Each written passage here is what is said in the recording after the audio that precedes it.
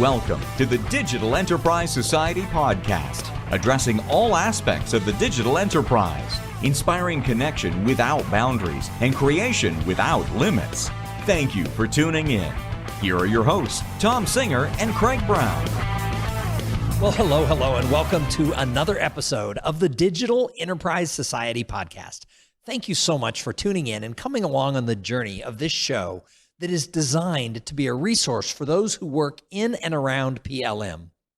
The Digital Enterprise Society is a forum for the exchange of ideas surrounding the tools, processes, and practices used across the product lifecycle.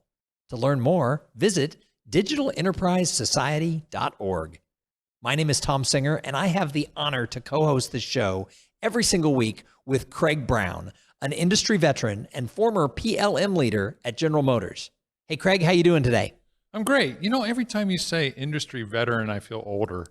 I just thought you should know that. You're getting older with every show, Craig. Every single week, Craig Brown is getting older. Wow, thanks, Thom. You know, it's great being face-to-face. This is a new thing for us, and we've done a couple now this way, and I really enjoy it. Yeah, we are live at the ConX 19 conference in San Diego, California, actually just north of San Diego. And what's great is today we're actually able to sit down with one of the keynote speakers, the person who's going to open the whole conference tomorrow. And we're going to get a little gist of what she's going to talk about. And for those of you who weren't able to make it to ConX 19, you've got a plan to be here next year, because it's information like our guest today is going to share is why people come to this conference year after year. So each week, we try to bring to this podcast interesting interviews and other ideas that are going to help all the listeners enhance and grow their careers. And I think that's what we're going to touch on today. So today, our guest is Cassandra Worthy, and she is the founder and CEO of We Are Change Enthusiasts, LLC. And I love the title of your company, Cassandra. We Are Change Enthusiasts. I'm a change enthusiast. That's awesome. Yes. Very enthusiastic. I love it. So why don't you give us a little bit of your backstory? What did you do before you founded We Are Change Enthusiasts? And tell us, what is We Are Change Enthusiasts? Of course. Well, thank you so much. First off, just thank you for having me. This is phenomenal. I'm so excited to be here, a part of the conference and on this podcast. This is awesome. So a little bit of my backstory. I am actually a chemical engineer by trade. I went to Georgia Tech, and then I spent 15 years working in the consumer packaged goods industry, predominantly at Procter & Gamble. Now, leveraging that degree, I've led organizations responsible for delivering innovation to some of the biggest brands in the world. I've also done the product design, done the process innovation, the product, lots of formula design. Chemistry is my thing. Like, I love it. Science and math chose me, is what I tell people. I love science and math. Woohoo. Yes. But it was also a career that was riddled with a lot of shift. So I've been in the face of multi-billion-dollar acquisitions. I've led cultural integrations. And then obviously delivering product innovation to many different businesses and cultures all around the world. And so in going through that career and dealing with the emotions of change, all that big major shift, I noticed that there was most certainly a need, notably as it relates to M&A and any major transformation that you're going through, and giving folks strategies and tools to deal with the emotional landscape of change. A lot of people, when I tell people that I'm an engineer, that I work in this space of change, they assume that I'm a CMP, a change management practitioner. And I have to say, no. The blocking and tackling of change management is hugely important, right? You have to have the processes, got to have the communication strategy, et cetera. But what oftentimes people forget about is the emotional landscape of change. All that stress and frustration and anger, anxiety that happens in employees and in people.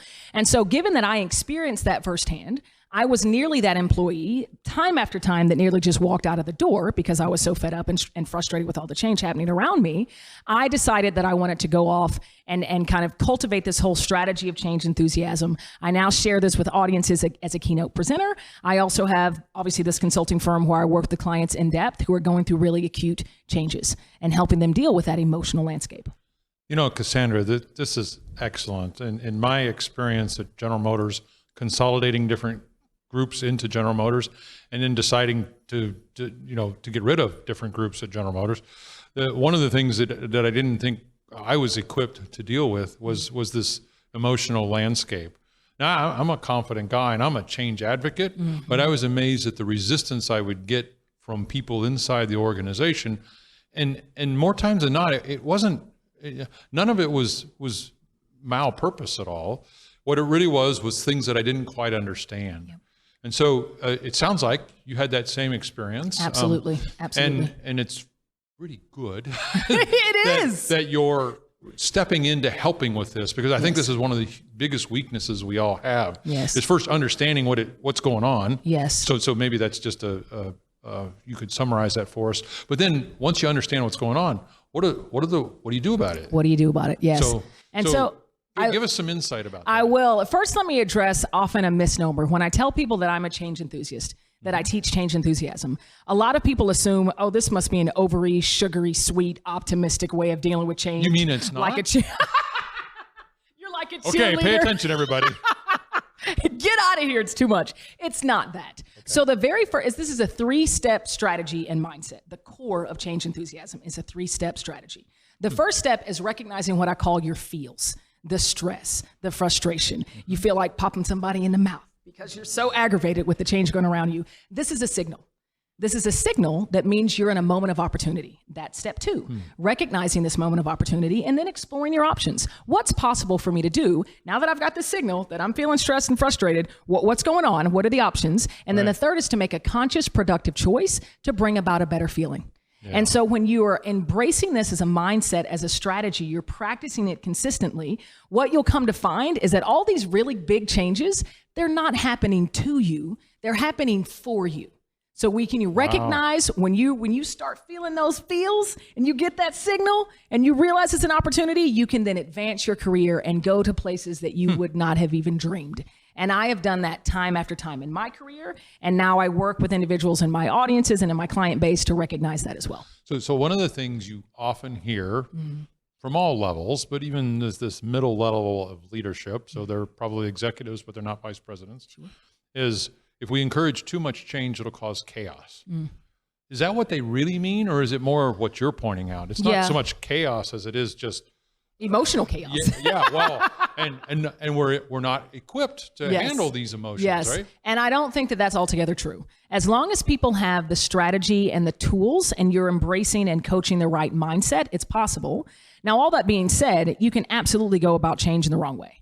You can create a very chaotic atmosphere if you're not having the right communication strategy, the right communication structure. If you're just throwing things at people in a haphazard way, things can get very chaotic. So that's why I say it's important that you do have the blocking and tackling of change, the standard blocking and tackling. But when you're introducing it, you got to address the emotions. You got to address the emotional landscape. It's interesting. I'm thinking about some of the experiences I had in the past few years, and we were always having this debate about, well, do we build custom software, something that's exactly the way you want it as a particular role in the company? Or do we go find the closest match that's a commercial product, or a commercial product I can install and have it running in a couple of days? Yep. If I make a custom product, it's going to be a few months at best. Yep. Gosh forbid, it might be a few years if it's really bad. And so I wonder to what degree, if there's a way to figure out the people that are asking for customizations, help them realize that, yes, the tool's changing, but it might be for the better. Yeah, it's absolutely. Certainly quicker. That was an opportunity you're talking about, right? Absolutely. It could be quicker. So, and that's when you're sitting in that moment of opportunity, these are the type of options that you're exploring, right? So what are the options that are going to get me to a better result? Thinking about timelines, thinking about costs, thinking about complexity. But it's really taking conscious enrollment to best. Yeah. So in General Motors, we're a big company. We do lots of cars, right? And so I had a lot of fun working with other folks at Procter & Gamble on one thing. Yes, what's that? The Procter & Gamble guy pointed out, we're the only company that builds more stuff than you do. And I'm like, well, what do you mean? He said, we build billions of diapers. Diapers, bottles of detergent, Potato hair chips. care, razor blades. Yes, all that. And like, okay. So, and then I said, okay, so your products are a lot simpler. Your machines must be phenomenal. Insane. Now, of course, I'm not at Procter anymore, but when I was there, I was grateful enough to experience high-speed operations in the battery operation and the Gillette razor operation, which was insane. The capital is tremendous, highly complex, high levels of efficiency. And then I also worked in hair care. So I got to see high rate bottling operations for shampoo, for conditioner. And it's just, as a chemical engineer, it's just, it's a dream. It's a dream. So I can geek out. So man. there's one more piece of trivia here that Tim, I hope you're listening, man, because you're going to love this. Aerodynamics. What would you think then in consumer products? Where would aerodynamics come in? Why do you think Pringles are shaped the way they are? So they come out of the machine faster. Oh, I was going to say speed to mouth. Yeah. It happens to have that benefit. I was thinking it had to be aerodynamic on how fast I can eat a whole sleeve of Pringles. And nope, it's how fast they can produce them. But isn't it interesting? It's awesome. We all, we've enjoyed those, right? I mean, think about that. That's the opportunity. Yes. Right? Yes. Why absolutely. is it that unique shape? We can put more in a can. Well, that's also true. But what the real reason was the speed of production and having fewer machines. Yes. And I was like, I would have never thought about that. And see, it's that energy and excitement and enthusiasm that I see in your eyes about that opportunity for optimization efficiency. That's like the core of change enthusiasm. When you can embrace that, seeing things as that opportunity, you just get excited about change. Okay, so let's take it in a different direction for a second. You were sensing, you gave us a landscape for the 3 steps. So imagine you're the manager over a group of people. Sure. And you start to see this cultural shift starting, but then you see a failure. Yep. What do you do as the leader of folks that might be struggling or concerned? Well, as an engineer and a scientist, I actually get excited about failure because it means that I'm learning. That's right. And so I like to. It's a piece of learning. It is. Failure is a good thing. Yes, and the more I don't want perfection, because what are you learning if you're perfect? Yeah. You gotta learn something. You gotta have failure. So I like for folks to really lean in when there are failures, and I consider them to be learning opportunities. And I tell folks, obviously embracing this mindset of change enthusiasm, the tool set that I have associated with my client base has to do with that as well. But I also say that resilience is about building muscles, right? Resilience is a muscle. You got to work it out. You can work that out either by practicing change, going through a lot of different change challenges, or experiencing failure because you're learning from something. You thought something was going to happen. It didn't. So how am I going to learn from this? Pick myself up and be better about it. You're getting stronger. You're pumping weight when you're going through failure and when you're going through change. So how many times do people need to hear what you're talking about till they get it? I mean, this is actually fascinating to me. Yes. Right?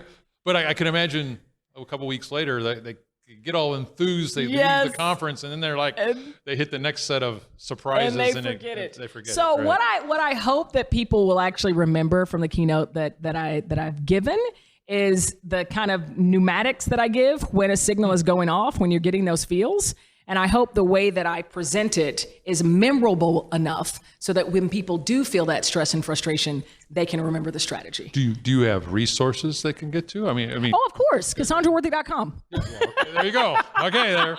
So we'll make sure we include that. Come on, Craig. Right? Yes, of course. You would. Right. But I will say that initially when I first set out to do this, I was just doing keynotes. But I have since expanded my offering because of pull from my client base. And I personally don't like just being a flash in the pot and coming in. Obviously, I'm very high energy. I love engaging with people. I love sharing this energy and this strategy with folks. But I also want it to be sustained. And I want it to get integrated throughout an organization. And so the tier 1 is a keynote only. And then tier 2, I also have workshop offerings. And then tier 3 is a more in-depth client engagement where I actually work with clients for 3 to 6 months. I train what I call resident change enthusiasts who will go off and really nurture this mindset across the organization, arm them with the tools, additional workshops. We train on something that I call signal sessions, which is basically, you've heard of venting, right? And people just want to complain about what things are going on. This is emoting. I think emoting is very, very important, but you have to do it in a very productive way. And so a signal session is a platform for people to actually emote, but in a productive way, in a way that recognizes this is an opportunity. What are our options? How can we move forward in a positive way? What's fascinating about this is when you talk about design for Six Sigma, this is a similar kind of thing. You got to figure out what are the signals and what are the noises. Yes. Right? And once you figure out the signals, then you can do a better job building a system to adapt or to adjust to or to control whatever it is you're trying to control. A lot of times people make noises signals, and they're not. Yeah. They're not controllable, so they're a noise, right? And when anytime in any physical system where you see something going on like heat generation or a sound that you don't like, that's waste. Yes. That's a product of a system that's not operating properly. Correct. Right? Yes. And so it's interesting to take what you're saying and also think about a lot of us do design for Six Sigma and black belts and all that other stuff. But if I'm finding an analogy in my head as we talk about, well, it's really the same thing. Yes. And Because that's a lot of work to realize what's a signal and what's a noise. absolutely. You really have to work with oftentimes peers to have the debate and work it out. Yes. and It's discern not the always difference. obvious. Yes. Right? I had never drawn that parallel before, and I'm taking that. Well, you can have it. As a retiree, all I really care about is people learn, right? Yes, that is brilliant. And I love that. We stressed at the company a long time ago that you had to be a black belt if you wanted to be in engineering. Yes. And we're not the only company that did that. We copied it from others, right? But it really pays off, especially if you get into this discipline when you got a problem. Understand what your signals are. Absolutely. And if you can't prove it as a signal, then it's a noise. Yeah, absolutely. So don't build a control system around noises because they change randomly. That's and the they're problem. erratic. And they're erratic, right? Yeah, absolutely. So yeah, venting is just noise creation, whereas a signal session is. So you're a chemical engineer. I am indeed. I'm an aerospace engineer. Yeah, you do. We Go talk ahead. about STEM all the time. Yes. It's not enough. Steam. You want to know why? Oh, you already know. Of course. All right. So let's see if, well, that wouldn't be fair to Thom, but it actually really matters. Everybody out there, it's really STEAM, and Yes. the A stands for arts. Correct. We actually get really better at all of this creativity and Yes. coping Yes. if we focus not only on science and technology and engineering Yes. and math, Yes. but also the arts. Yes. One of the things that I learned in the car company is some of the best inspiration came from our industrial designers who were coming up with these new things in a car. Right? Yep. Well, that's not engineering. That's this whole business of style and luxury and all other kinds of things. So, what's your experience with STEAM? I'm glad you know it. Of course Your I do. abstract should say STEAM, but never mind. I know I've battled with that one. I probably will change it at some point. Yeah. So this is something that's very near and dear to my heart. Obviously, because I am a chemical engineer, and yet I'm in this realm of you motivating. understand steam. And I do. And the phase change and all yes, that. when people got steam coming I'm through their sorry. ears. Yes. But no, so I fully understand kind of this a perceived dichotomy between science and art. But given what I do and the fact that I am an engineer, I love science, and yet I motivate and inspire the masses and do this, keynote speaking thing. I also love to paint and love to do a lot of other artistic things. I don't think the two are mutually exclusive. That's right. So when I think about when I did process design for shampoo formulations, I had to get very artistic and innovative on how to create the right process design. So I really don't think they're mutually exclusive. I think that as a scientist, you've got to have some level of artistic flair. There's such creativity that comes with scientific feats. Yeah, we had a vice president a few years back who stood up in front of one of the Detroit engineering conferences and said, we're missing something. And he used artwork to make his point about the inspiration we would get from whether it's famous paintings or other forms of art. And then he just looked to the audience and he said, those of you that are my competitors will embrace STEAM. The rest of you I've already passed. I thought it was excellent. That's brilliant. Yeah. Yeah. That's point blank. Yeah, without a doubt. So we're the Digital Enterprise Society. What other things should we do that would help with this coping with change or embracing change or finding opportunities, Yes. as you pointed out? I would beg of you to not ignore the emotional landscape of change. To find some way, whether it be engaging in change enthusiasm in those tools, but find some way to face the emotional landscape of change head on. And don't kind of ignore it or just hope that the venting sessions just go away. Face it head on and give people the opportunity to deal with that in a productive way. You got to talk about it. Don't ignore it. Yeah. I think you're onto something there, and I think we need a lot more help, not only of individuals, which we have a lot on the that listen to the podcast, but on leadership at all levels. Absolutely. To really realize this is an important Yes. set of tools, Yes. techniques that we Yes. need. Definitely. Thom, back to you. Well, it's fun to sit between two engineers and watch you both geek out. That's like my favorite You are part. welcome. It's my favorite part of hosting this with Craig is watching Craig light up when the other engineer starts saying something. But I always like to bring this back to the career path for people who are listening to this podcast, because that's one of the things that this is for. It's to help people figure that out. So you talked a lot about stuff, and I think we all agree that change is constant, especially in these types of organizations that the listeners of this podcast work in. But, you talked about sort of that emotional chaos and then that emotional landscape. But also when you have this much chaos and this much fast-paced change, we also run into that failure piece. So how does all of this, how do we circle it back to career advice? For that individual, what would your advice be to somebody who is drinking out of a fire hose and change is constant and they're going, yes. How can they get ahead and succeed? Well, number one, if they're screaming like that, they got a signal. Something's going on. That's not a noise. Definitely that is a signal. And so I say that you have to listen to that. If you're getting those type feels, it's a signal of some sort and fashion, and you've got to listen to it and step into the opportunity and start understanding, what about my work? What is it that I do that I truly, truly enjoy, that brings me excitement? And is that more than 70, 80% of what you're doing? If it's not, is there a way for you to modify what you do in your current role to bring that stuff to 80% or better?